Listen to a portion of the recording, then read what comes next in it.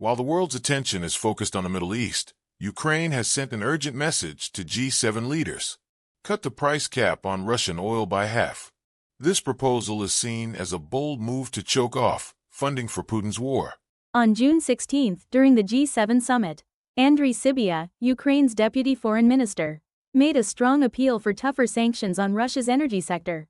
In a statement posted on X, formerly Twitter, he condemned Russia's recent attack on the Kremenchuk oil refinery and said, "Russia is bombing civilian energy infrastructure," urging G7 countries to lower the current $60 per barrel oil price cap to $30.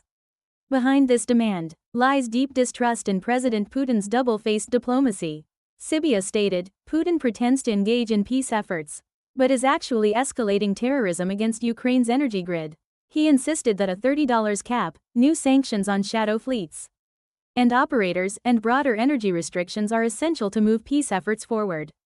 Ukrainian President Volodymyr Zelensky echoed this sentiment in a June 10 address, calling the EU's proposed $45 cap a compromise and declaring, "It's time to stop compromising with Russia.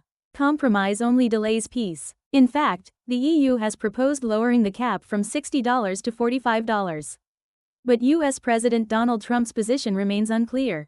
And with Ural's crude currently priced at around $68, implementation remains uncertain. Meanwhile, Ukraine's military intelligence agency HER announced that it identified another ship in Russia's shadow fleet near Cyprus international waters. The tanker was added to the War and Sanctions database, which now lists 159 oil tankers suspected of helping Russia bypass energy sanctions. HER estimates that a third of Russia's energy export profits are funding the war in Ukraine.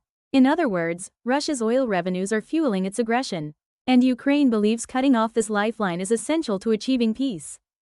The G7 now stands at a crossroads. Where they draw the line on the oil price cap could become a defining pressure point in the global standoff with Putin.